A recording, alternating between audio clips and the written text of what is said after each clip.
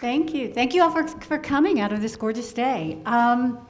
So as you know, we are going to talk about historical fiction today, and I just want to begin by saying that historical fiction is my personal favorite genre, both, of course, as a writer and also as a reader. And for me, both reading it and writing it is this amazing form of time travel. Historical fiction really does open up a lens into another time. So this panel is perhaps a little different than some of the others you might have seen. Although I am moderating it, all 5 of us here all have new historical novels to share with you. And the only reason that I am going to be asking a lot of the questions, at least to begin with, is not because I'm bossy, but because I've had the rare pleasure of diving into the other authors' wonderful books. And so I thought I would make the introductions of each author a little bit different as well by introducing their books to you. And that way it will make you very eager to go out and buy them when we're done. And I'm sure you will know where to do that when we're done. So I'm going to begin handily, and it was no particular order. This is just how I wrote them up. But I'm going to begin right to my left with Shawna Yang Ryan's Green Island. In this book, she takes us to Taipei during the late 1940s and early 1950s, which were the brutal years of martial law. And then she takes us to Berkeley in 1980. Halfway down, Christian Kracht, his book Imperium. Here we follow an eccentric nudist to an imaginary coconut plantation in the South Seas. At the far end, in The Emperor of Lies, Steve Sem-Sandberg gives us a true and often terrifying sense of what it was like to live in one of the largest Jewish ghettos during World War II, a community that was home to more than 250,000 people. And this photograph on the cover is a photograph that was taken in that ghetto. In Landfalls, Naomi Jane Williams takes us to the late 1700s and on an audacious and doomed sea voyage meant to circumnavigate the globe in the name of scientific exploration.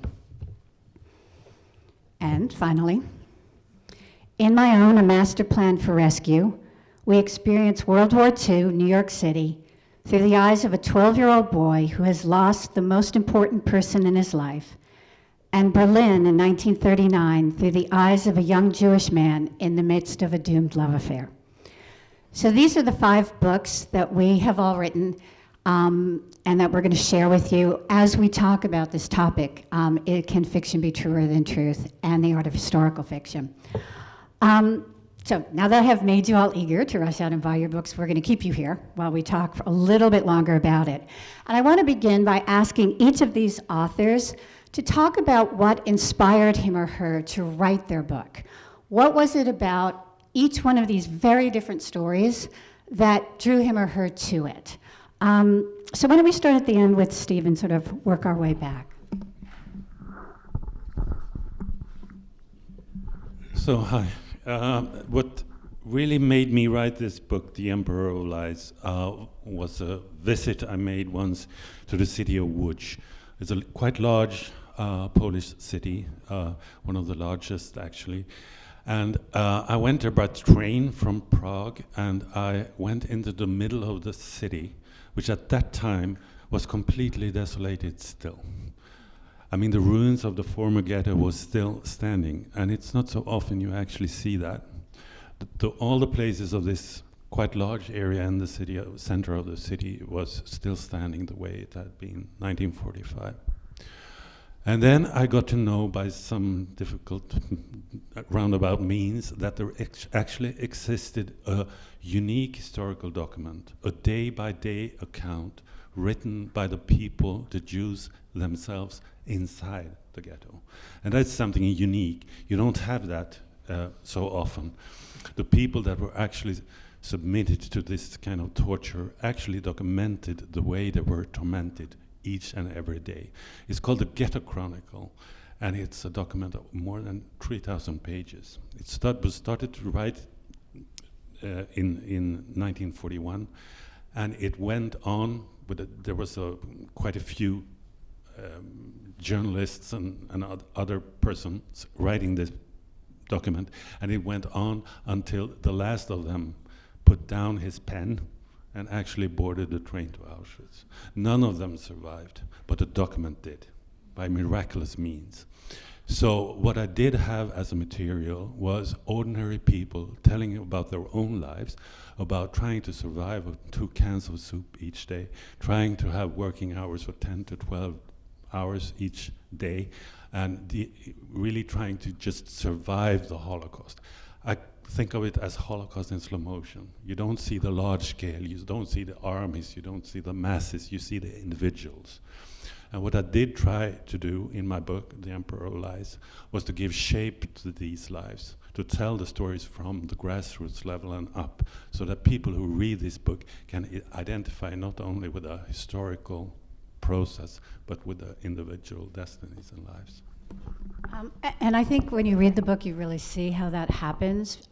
You really get that sense of the day-to-day life in the ghetto, the sort of the micro look at it. It really comes across that way. Christian. Hello.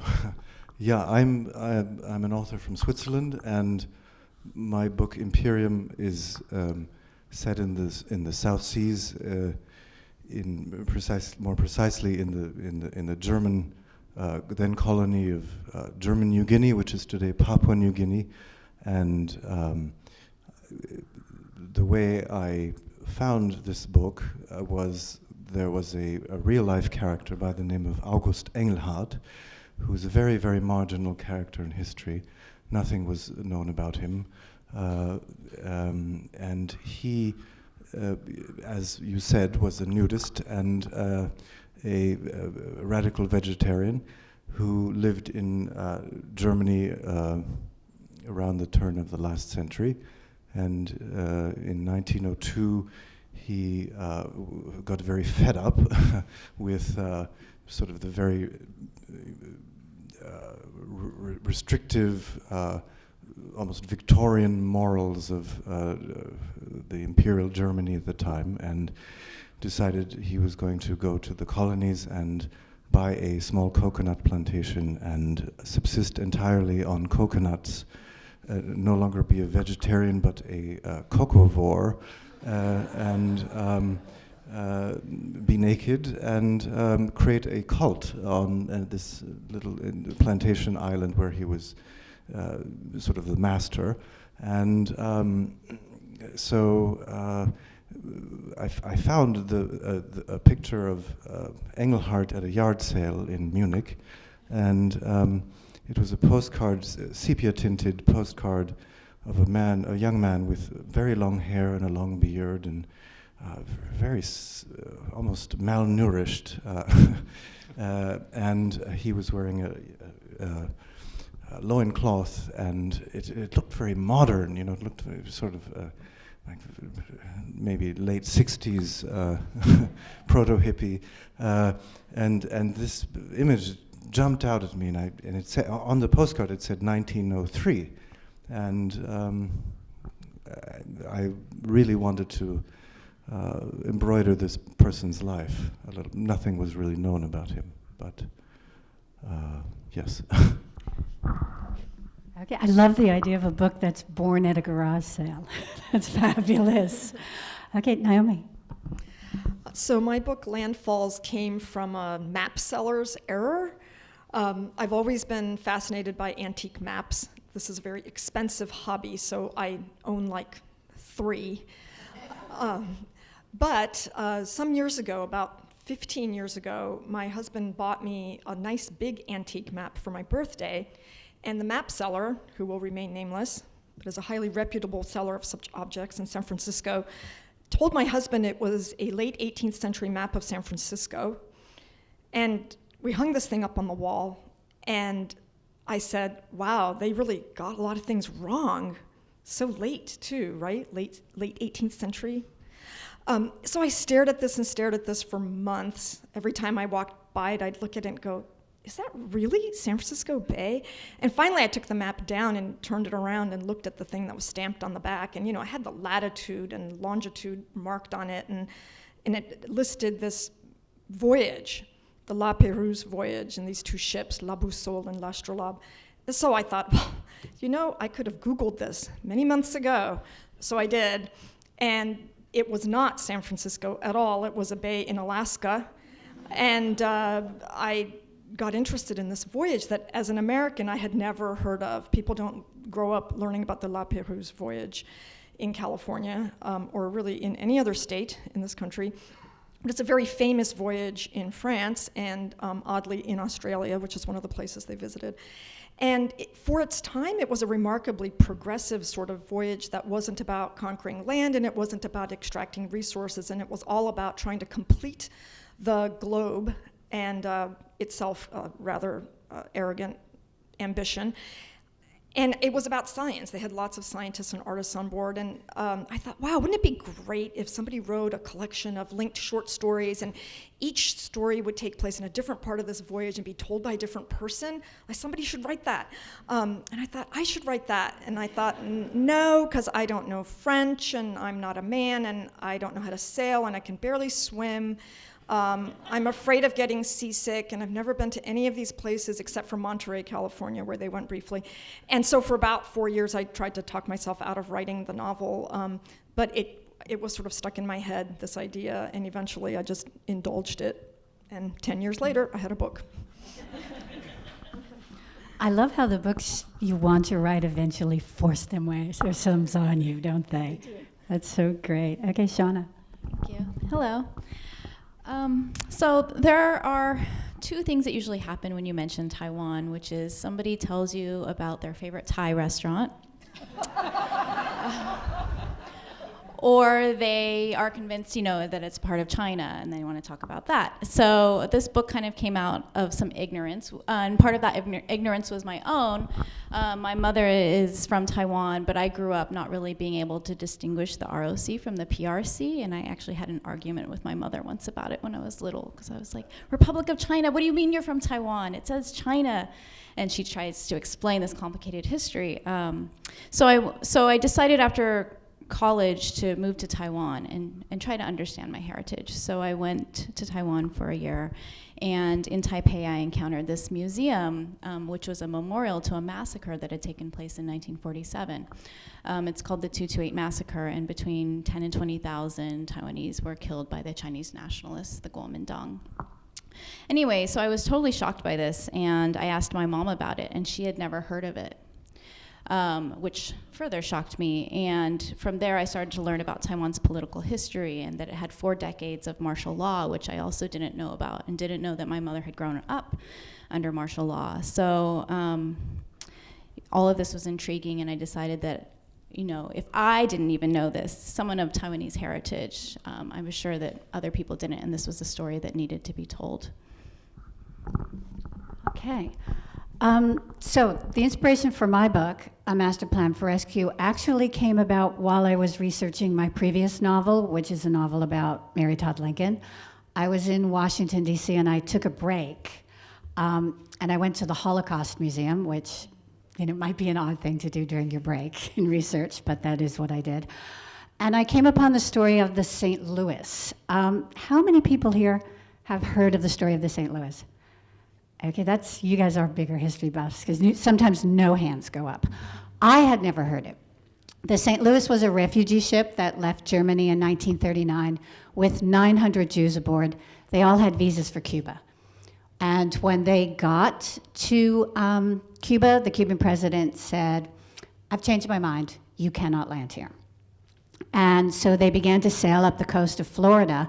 They were so close to Miami, fishing boats came out, and they had tourists there, and they took pictures of them because that is what they had become, a tourist attraction. So they began to send cables to Roosevelt saying, "Can we land in America?" And after a couple of days, Roosevelt sent back a message that in essence said, "No, we have enough Jews." So they had to turn and start sailing back for Europe. And I remember at the time how shocked I was, similar to what you said when you heard about this history, because it completely changed how I viewed my own country. I had always believed that America was the good guys of World War II, and I had no idea about the anti-Semitism in America during the war. And I thought at the time, my next book, I am going to put a character on the St. Louis. And that became sort of the impetus for a master plan for rescue. I ended up putting a character on the St. Louis. I find it very interesting hearing everyone's stories about what inspired our books, because they're little bits of history, but and sometimes larger, obviously in Steve's case, larger pieces of history, but it's almost all accidental things that happen. So I think sometimes readers think we have these grand plans for books, but it's often an accident that starts somebody's book off. In his novel, The Good Lord Bird, James McBride takes huge liberties with the facts in his characterization of firebrand abolitionist John Brown. He makes up so much stuff that's not real, and he manages to win the National Book Award doing it. And I think this brings up a big issue for we writers of historical fiction. What exactly is our responsibility to historical fact? How true do we have to be to the truth? Steve, Kristen, and Naomi, you all use real historical figures as characters in your books. And in Naomi's case, multiple historical figures, which is quite an awesome achievement. How true to the real facts did you feel you had to be when writing these characters? And where did you take the biggest liberties? Whoever wants to go first with that question. Go ahead.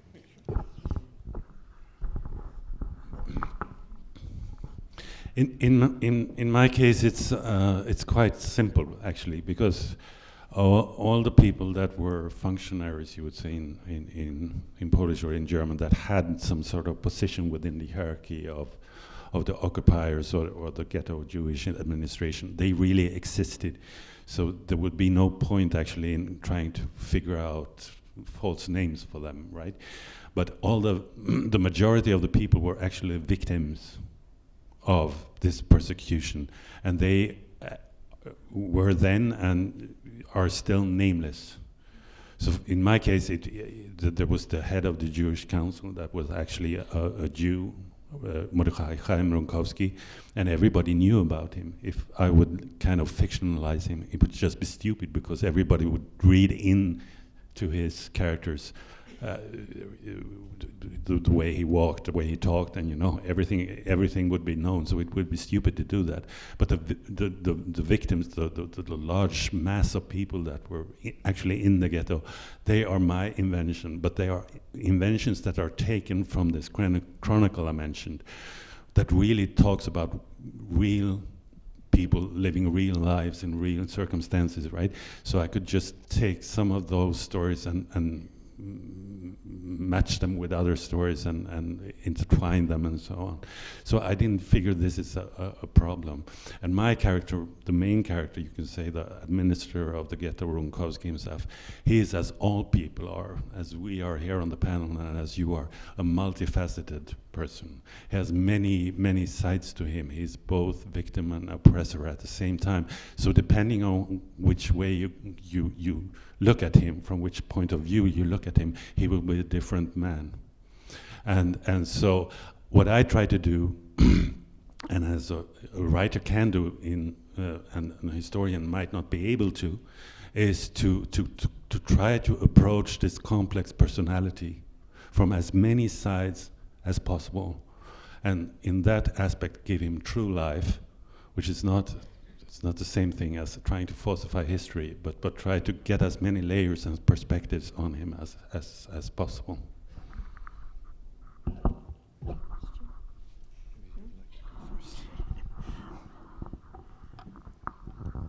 So for my book, I think I would have felt differently, if I were writing a book like Shawna's book, which is also more recent history and kind of filling in a gap in people's helping us with our ignorance. I would have felt a different ethical responsibility to the history that I was portraying. But for a story so old, more than 200 years old, I actually felt almost no ethical responsibility to be accurate, historically accurate.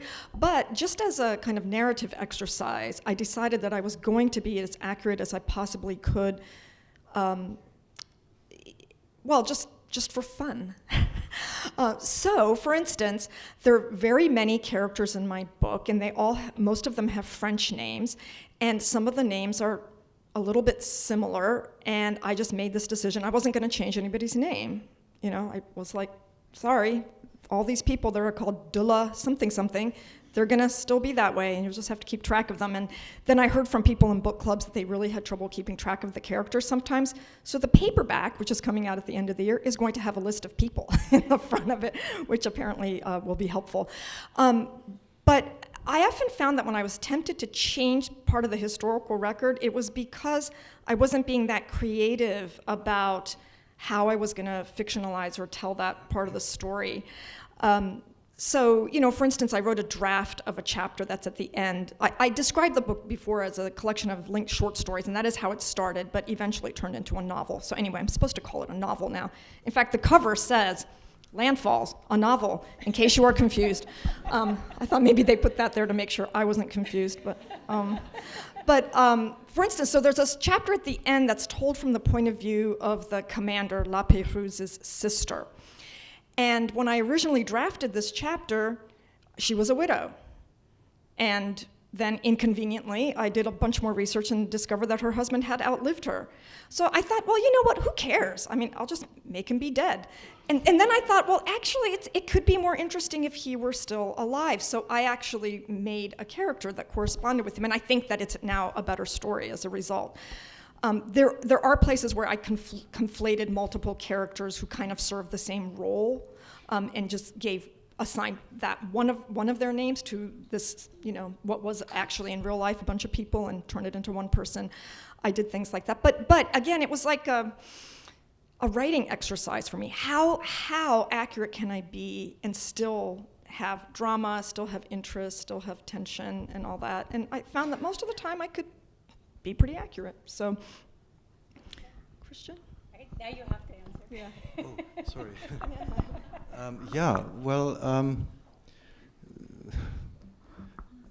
I'm sorry, I kind of lost track of the question. So my question is, you write about a real person. Oh, yes. How accurate did you think you had to be? Well, not at all, because I'm finding myself, jumbled into this lovely panel, but I'm not really this kind of author.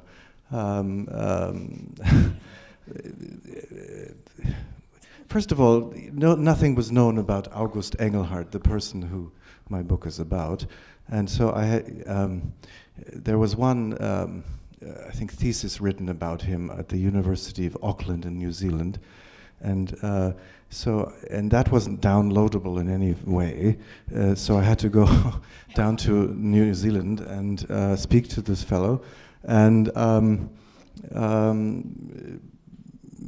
so there was only really one source, which was that. And of course, August Engelhardt wrote a treatise about himself and his beliefs in the coconut and the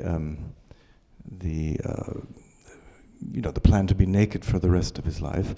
And so I just felt a great liberty to just deal with him as I pleased, and I made up lots of stuff, and I introduced characters who it was impossible for them to be physically there at the same time, or even when he goes back, when he is talking a little bit about his life in Germany, and he sort of meets Kafka and all these things, and so this is not a historical novel. It's on the cover again, because mine says a fiction of the South Seas, and that's even more vague, I think, than anything else. And So I felt no, I didn't find it necessary at all to be in any way faithful to any kind of historical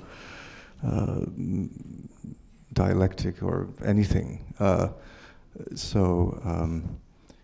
Besides, I mean, in some ways it is a bit humorous to think about this person who goes to create a cult on the other end of the world, who's a vegetarian, and he goes to the very worst place for vegetarians, Papua New Guinea, which is sort of, at least at the time when the novel is set, was very cannibal society, and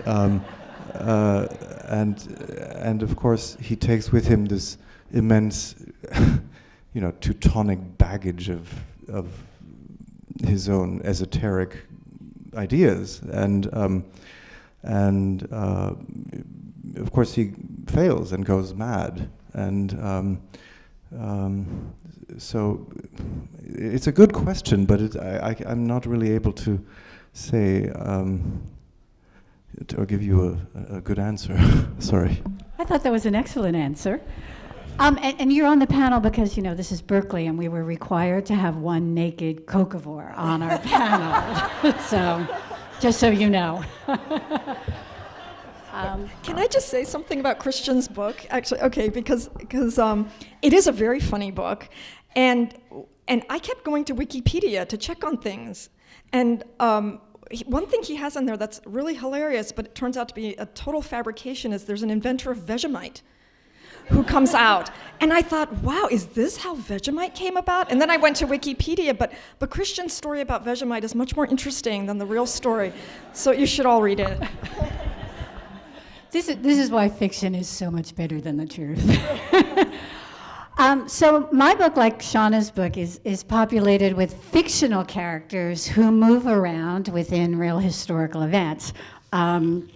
And obviously Kristen's book is in a whole other category of its own. But yet the boy Jack in A Master Plan for Rescue is largely based on my father, who was a boy in New York City during World War II. And so many of his stories made their way into my novel. One in particular that he would always tell me was that shortly after Pearl Harbor, when he went to school, the teacher gave everyone these colored ribbons. And if your ribbon was red, if the Germans started to bomb New York, you had to remain at school and, chance dying with your teacher. My father's was blue, which meant he lived close enough to school to run home during the bombing, which I thought was pretty optimistic.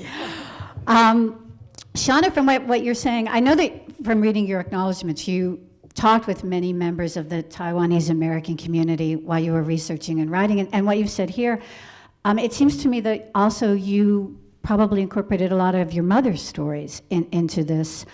So did all of these stories find their way into Green Island, and what responsibility did you feel toward the truth of those histories when you were writing? This might be easier. Okay, thank you. Yeah, it's hard. Actually, I didn't use a lot of my mother's stories. I used some of the details of her childhood, but I think part of my impetus towards writing this was that my mother didn't tell me a lot of her stories, and so I had that hole that I wanted to fill with knowing this history. I did feel a lot of responsibility, which, it feels a little bit pretentious to say that because, it's just a book, but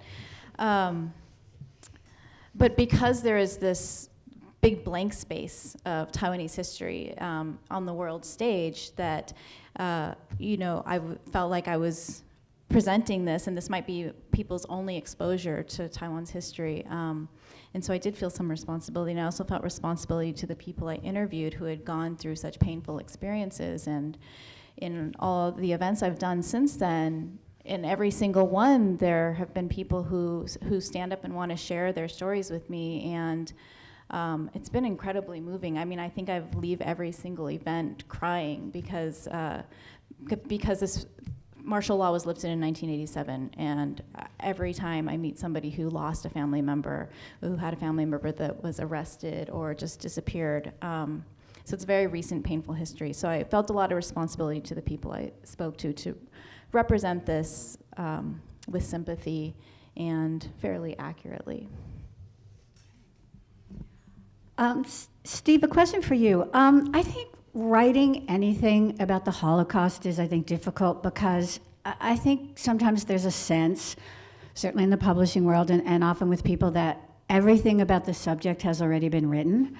And I don't know if this is something that you grappled with when you began the book and were writing it. And if so, how did you approach this and what did you do to put a fresh light on the subject? What do you mean everything has been written about it? Well, I think people feel like there have been a lot of books written about the topic. And I have to, maybe a different viewpoint, because I have the feeling, at least in Europe, that there has been some sort of resistance towards at all writing about it, because the experience in itself is so gruesome, and so there was so many people's lives lost, and on such a massive scale that even to attempt to approach it through literary means would be some sort of lying, even complicity. So. And this is sort of a dogma, and when I've been traveling around with my book, I always face people who say, "What is the point of writing this? And how do you dare?" And so on. And my answer to that question is quite simple. In this case, there was this chronicle that would, in any other circumstance, have been read by maybe 14 or 15 scholars at some university or distributed along those lines. But it really consisted of material which everyone would be able to identify with. Wouldn't be making a difference if you were a Jewish organ or not. So I felt not a responsibility, I wouldn't put it that way, but I felt an urge to do something with that material so it could really come into the light.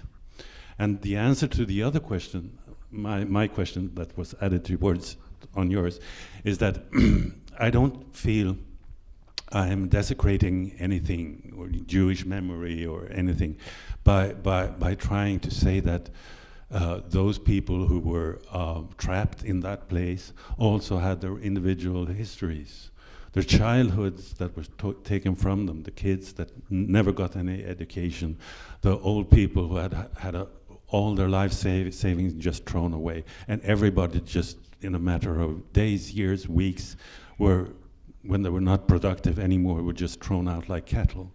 And if you can, which I believe a writer of fiction can, if he's skilled enough and has a solid foundational knowledge to stand on, he can really make this these lives come true to such an extent that everyone can identify with it. History also comes along with it, and you can see, you can feel, and you can even, as some reader told me, I was there, which is, I mean, the best review I ever got, right? I was actually there. I felt it so keenly on my skin that I was there, and then you can identify. Then you suddenly can understand what actually happened during the Second World, during Holocaust. And that is my take on it. In light of your first statement that there's an idea in Europe, how dare you write about this, was it difficult to get it published? No. So they were willing to go with it? No, it was not. I mean, I would imagine that I was at that time living in Stockholm, and maybe Christian, who is maybe more expert on this than I actually tried to get into the German academe. That was difficult. Mm-hmm. Right. So I traveled in my car from Stockholm all the way to Gießen, north of Frankfurt, where they were actually working on this ghetto chronicle, scholars actually trying to piece all the pieces together and you know, annotate it in a way so it could be read by ordinary people. But it was no problem. I met a professor there. He was very kind to me, and I more or less set up a tent in that faculty and went through all the documents and so on. And I had this excellent cooperation with that institution. And when the book was finished, it took almost 7 years to write. It was a huge undertaking. I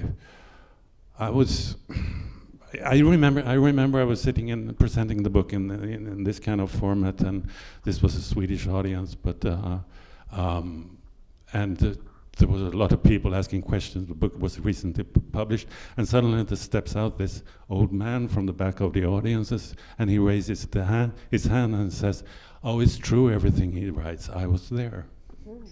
That's There's amazing. one of the few survivors that actually, and who came to Stockholm and lived there, and so on. So, I don't know. That's remarkable.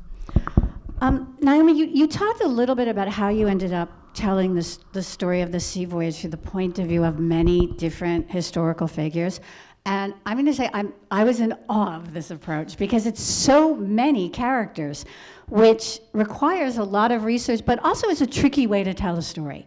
Because usually, as writers, we don't do that because we want our readers to get invested in one character and stay invested in that one character.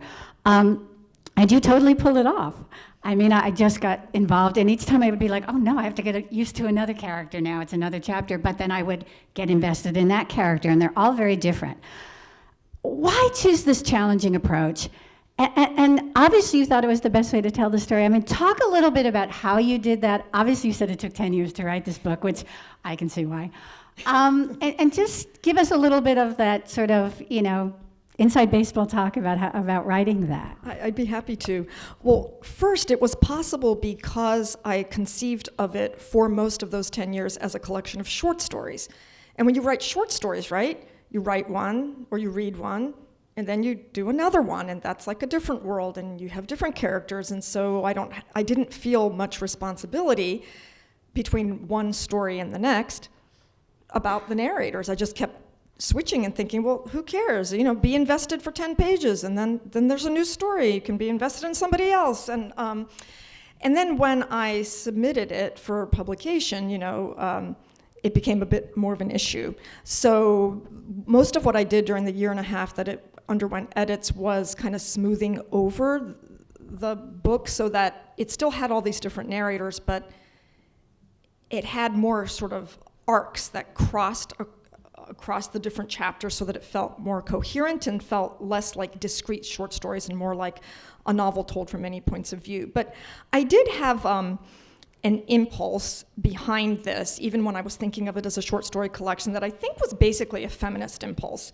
So I've always loved nautical fiction. I love Stevenson and Melville and Conrad and the Aubrey Maturin series, and I've even read the entire Horatio Hornblower series. I mean, I really love this stuff. But it's always, from the point of view of the great white captain, or maybe somebody watching that person, right? And I just wanted to blow that apart. I thought there's actually a lot of stories on a ship that are not about the captain at all. And they also go places and meet people and impact other people. So I wanted women in the story. I wanted some of the native peoples that they met. I wanted the views of other Europeans that they ran into. And also just people other than the captain. So there's other officers and there's scientists and there are a few rank and file people who appear in this book. So that was sort of the impulse from the beginning, was kind of broaden the scope of what's considered nautical fiction. Of course, I've been told recently, well, this isn't really a novel about the sea because mostly you only talk about what happens when they land, which is true, which is why it's called Landfalls. Well, you said an interesting thing before. You said one of the reasons you couldn't write this book because you were a woman. Well, yeah, it's a book mostly about men, right? And but I didn't, when I was writing it, I didn't find it that hard to get into the point of view of an 18th century Frenchman, and perhaps I was deluding myself. But I mean, they were human, just like we are. Also, I had this very strange upbringing among, I don't know how to describe them, a very sort of old-fashioned evangelical tradition. And so I didn't speak English until I was 6, but I learned English and learned to read the King James Bible at the same time. And I had to memorize something called the Westminster Shorter Catechism, which was written in the 1600s. And so I was very comfortable from an early age with sort of older diction and just I had a very anachronistic upbringing. So I'd always felt like I was in the wrong century. So, I was like, so I'll just go to a different century for this project, and a different country, different gender, sure. Well, you did it. Thanks. Kristen, your character, August Engelhardt, is a very difficult man. Both, I would imagine, in life, and I would think to write.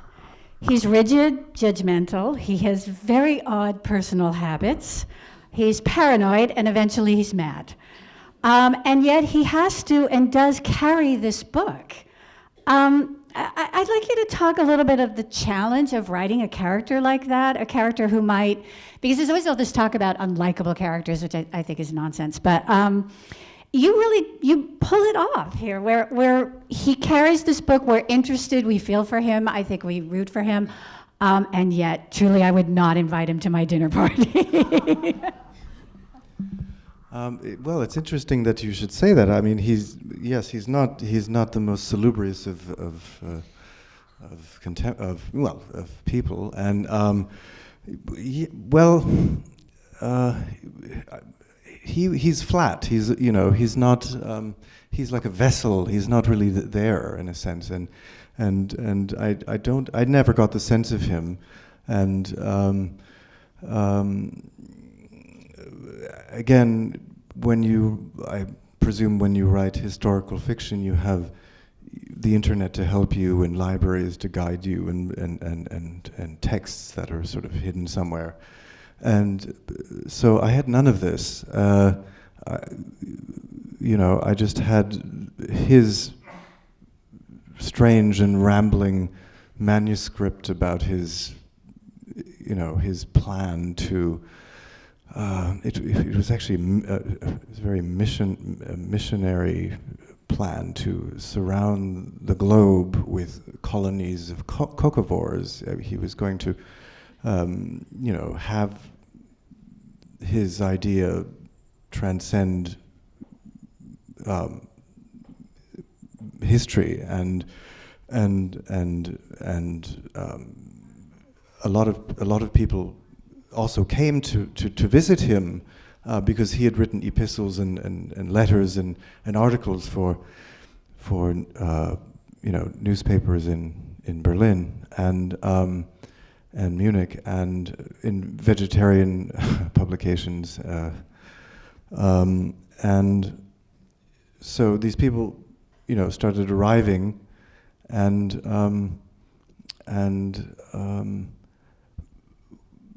started living there, young people, and started living there on this island with him, and then dying very rapidly of malnutrition and various diseases. And in my book, of course, Engelhardt, he uses the coconut as a weapon sometimes to bash people over the head who have become unruly and are no longer following his orders, so the book is also a sort of a reflection of thought about a dystopia or a failed utopian experiment, which is in its essence, in a nutshell, if you'll forgive the pun,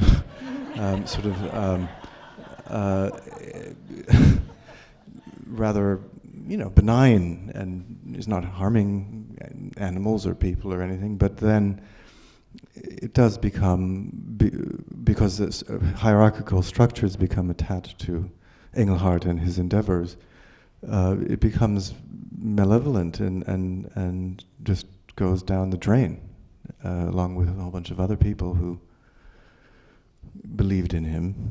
And in a microcosm, this is of course relevant to later vegetarian utopian figure Hitler, who